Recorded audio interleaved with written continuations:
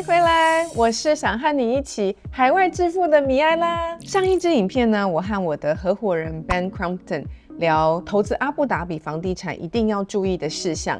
那这一支影片呢 ，Ben 将会实际分享他在阿布达比买房的实战经验。身为阿布达比超知名中介 Crompton Partners 的老板，他所做出来的投资决策呢，都是基于他第一手的市场观察，以及他获得的第一手资讯。所以这支影片的含金量非常高，非常有参考价值。如果你还没有看过上一集影片的话，也一定要看哦，因为里面会详细的说明阿布达比投资房地产的步骤、流程还有注意的点。另外我知道这两支影片呢，它的资讯量是有点大的哦，所以可能一时之间没有办法完全的吸收。OK， 所以我完全了解，所以我也准备了阿布达比投资房地产的懒人包要送给你，只要看下方的资讯栏就可以知道怎么样获得哦。最后，如果你对投资阿布达比房地产有兴趣，可是还是不知道怎么样入手的话，我现在也开放了可以跟我1对1直接线上会谈的机会，就跟我一起约会啦。这些都完全免费的哦，不用担心，因为我也不是销售中介嘛，我就是纯粹做物业管理，所以我可以用物业管理者的经验呢，跟你分享什么样的房子在阿布达比是可以考虑的，什么样的房子投报率是多少，因为毕竟我们管一间房子都管好几年嘛，所以我们对于市场的了解呢，反而是一般投资者最应该知道的，就这间房子到底实际上你在买了之后会遇到什么样的问题，好不好出租，好不好转售的。所以呢，现在我开放了可以跟我免费会谈的机会，你要看下方的资讯栏哦。在按赞、订阅、分享之后，我们就进入正题吧。So now, I know Ben, you have just recently bought a new unit in Abu Dhabi. So I'm just curious to know, like, what made you decide to put the money in this market? I mean, obviously, I understand property and I understand, the Abu Dhabi real estate market. So it's something that I'm comfortable in investing in. Generally, I invest in property because it gives you that kind of like double threat. You get an income from your investment and you also get possible capital appreciation. Whereas most people, like if you invest in stocks, you do get a dividend. It's small, but you're mostly betting on the capital appreciation for the stocks. The only other thing that I think is similar is possibly bonds, investing in the debt market where you do get capital appreciation. It's capped, and you also do get a yield as well. So I think for those two reasons, property is a good investment. And always take out a mortgage, understand leverage and the principles of leverage and what leverage can do for your returns. It makes property investing very, very positive. A lot of people worry about property prices going down, so you just got to make sure that, your exposure to the bank, you can manage, any kind of decrease in rent. Right. And I think that is a very important point. Like when you buy property, you should always think about how you manage the cash flow, because property is not something you buy and then that's it. It's like you buy and then you have to maintain it. There is cost to it, like the service charge, the chill water capacity charges, maintenance charges. And then if you have mortgage, you have the interest that you have to pay to the bank. So the question is like, right now you own a property, do you have enough positive cash flow to maintain that property despite the market goes up or down? And I think that is a critical point. Good job, Ben. Where did you buy? Where is your property? Bought an apartment on Yas Island. It's a very popular area. It is popular. I think there'll always be a lot of demand there because of the entertainment venues that are there, with Water World and Ferrari World and things like that. So it's a very positive family-oriented place. There are, a lot of, there's one school there now, but 3 more being built. So I see it as a location where Abu Dhabi is putting a lot of time and effort into, trying to, turn it into a real family-centric hub. Is it important to buy near schools, you would say? Yes, I would say so. Generally, obviously, if you're buying 1-beds and studios, probably not. But if you're buying anything else, 2 beds and up, proximity to schools is something that families look for a lot. I mean, the first thing families look for is job, get a job here. Second is school, third is property. Because like, I'm from Taiwan, so to Taiwanese people, when they are picking a location, one thing that's very important for them to look at is whether there's any public transportation infrastructure going through there. Is it near a metro station, train station? But in Abu Dhabi, we don't have those things. Everyone drives. So public transportation is not a big thing. So what is the main indicator to choose the best location to invest? Like, what would you consider as a prime location, and what are the things that people should look for? Like school, perhaps, is one. School's a big one. Another one is amenities, proximity to entertainment for families, for children, beaches, the pool and gym, pretty much everyone has them. If you've got a nicer one, golf courses even to a certain extent. So amenities is very important.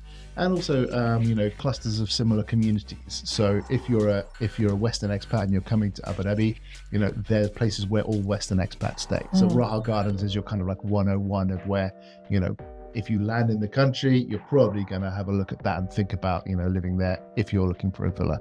If you're looking for an apartment, depending on your budget, but then, Raha Beach is going to be the first place that you look at, maybe Yas Island as well.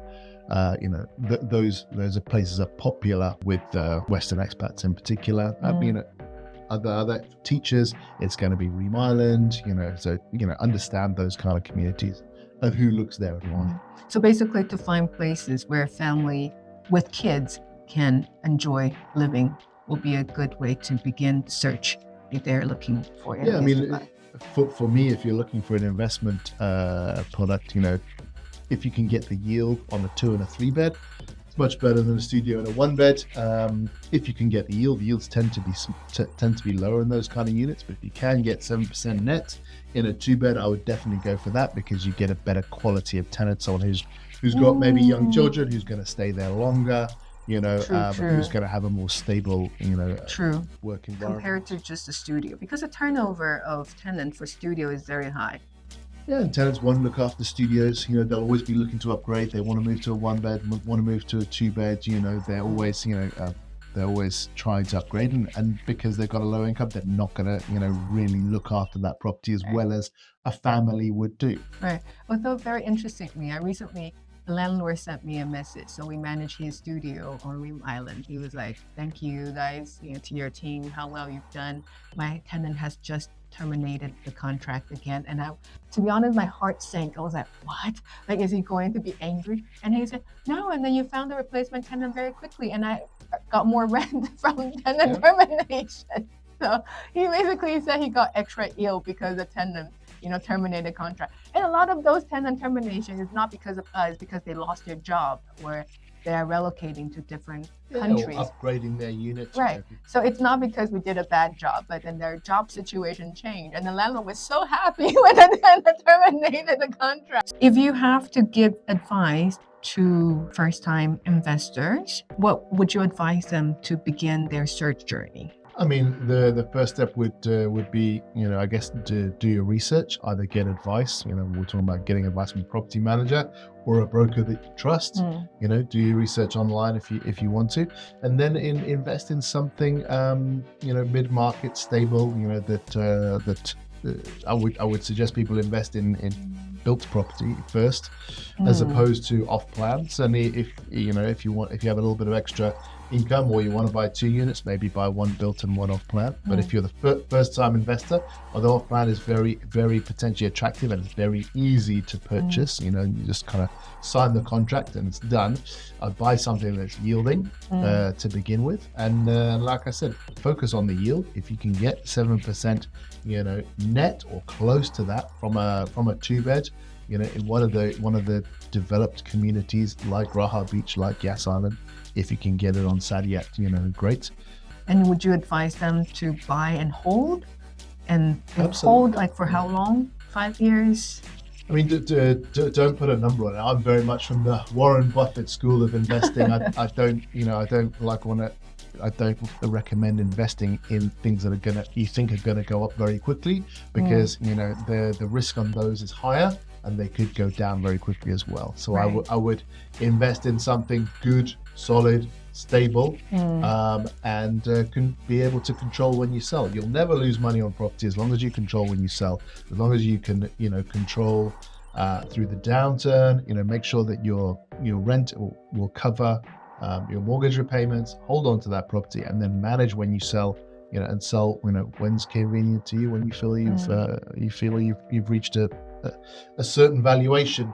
But I wouldn't say go out with, I'm going to hold it for 5 years. It doesn't make sense, because we can't predict what the property market's going to do. That's a good advice. Just keep an eye on the market situation if you do plan to sell. And then is it easy to sell, to resell? Yeah, very easy. A lot of people will say, oh, it's very difficult to resell, but that's mostly because of price. So there are always willing buyers in the market.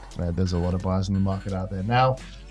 There's about 50,000 units in Abu Dhabi that are privately owned and privately held. So there's a lot of buyers out there. So if your unit is priced at a market price, you'll be able to sell it.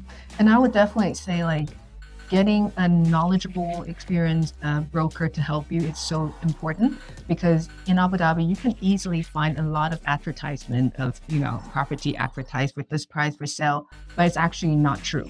It's either, a lot of them are either not true or they're wishful pricing. It's like the property probably only worth 1 million, but then the seller put up for 1.3, 1.4, 1.5 to see whether they get any buyer.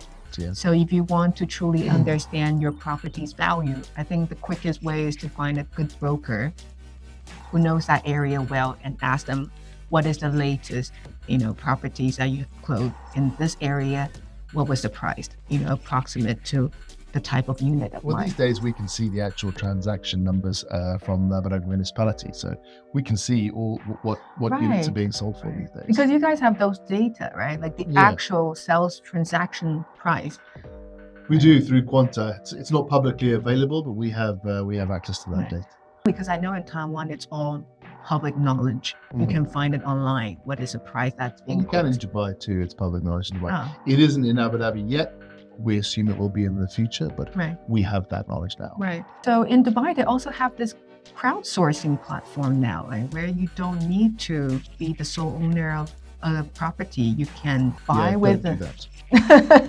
That's a bad idea. If you're gonna invest in something like that, invest in a REIT. The legal complications surrounding fractional ownership of UAE property, don't get involved. Really, even though they said it's like regulated with DIFC and they set up like an entity to hold those units, which are, owned by a lot of different owners, you still would advise that? Yeah, I mean, things like, selling your share, where it's being held. Is it being held with a Delaware LLC? Does US law apply? There's huge problems, potential problems with that kind of purchasing structure. So if you don't have enough money to buy property, invest in a REIT, or save up. But the fractional ownership thing, I would be very wary of, and make sure that you understand the legal context. Right. Okay.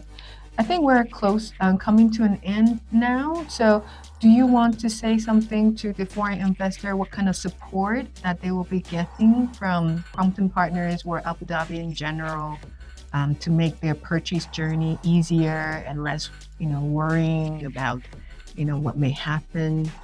Yeah, sure. I mean, Abu Dhabi, like I said elsewhere in this conversation, is actively encouraging foreign buyers. Of course, most buyers in Abu Dhabi are not, UAE nationals. They are foreigners of some description. They might have residency, but so Abu Dhabi's, mechanisms are very comfortable with people who are not UAE nationals buying, whether they're residents or they're buying from abroad, and they're actively pursuing those foreign buyers as well to try and diversify the market here and make sure that when they do launch, product, they're not just selling to people here, they want to sell to foreign investors as well. It is important that you have someone to go on this journey with you, whether it's a property manager or a broker, who understands the market, and someone who you can trust. Particularly, like I said, buying off plan is easy. It doesn't take much, but when that thing is handed over, all the paperwork and all the hoops you need to go through for your utilities and for your tawfiq, for your community service charges and all that kind of thing, you will need someone to hold it. And it doesn't really matter how much budget they have, right? Abu Dhabi has enough options for people to consider below 1 million, 2 million, 3 million. and above? Yeah. Like we said before, I mean, you can enter the market at 500,000 dirhams, so you need 250,000 dirhams, and for 50% down payment, the rest you can get as a mortgage. And last thing, a golden visa is obviously it's a great incentive for people to buy in UAE. It can be very attractive. Yeah. So for that, you need a unit or units worth more than 2 million dirhams.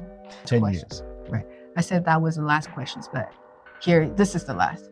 Do you see Abu Dhabi introduce income tax anytime soon that will affect the property ownership on rent or on capital appreciation? I don't see any tax on property. Income tax might come, so corporation tax is at 9% now, obviously of the profit, and I would expect that income tax might come in later at something similar to that, just to stop people simply moving profits into salary. But property historically for the UAE, particularly Dubai, has been a massive income driver. So I don't think that the UAE will do anything to seriously dampen that market by introducing, capital gains tax or even possibly taxing rent. Thank you, Ben. I won't bother you further. Thank you, Vera. Thank you so much. And it's a real pleasure to have Ben here. And I hope it answers most of your questions regarding property investment in Abu Dhabi. So it's very easy as long as you have the right partner in this journey, like either a good sales agent or a good property manager. And I think it should be very smooth. Yeah. Thank you very much. Thank you. Bye-bye. Bye-bye. 谢谢你看完这个访谈，希望开启你对投资海外房地产不同的视野。下次人家跟你谈海外买房，不要再只讲日本、泰国了啦。阿布达比净投报率就有7%，还不拿出来讲。下一集我就会亲自飞去阿布达比，找我的中介朋友 Lisa 看房哦。想看看那边美到超越样品屋的房子吗？想一窥阿布达比有钱人的自由吗？哇，光是看这些美美的房子、美美的花园，就心情超好，相信你们会喜欢的。而且有一些比台湾的房子还要便宜，记得要赶快订阅、按赞还开启小铃铛，才不会错过哦。还有，一定要去看资讯栏，里面有我用心准备要送给你们的懒人包，还有可以跟我1对1线上约谈的机会哦。我们下支影片见，拜。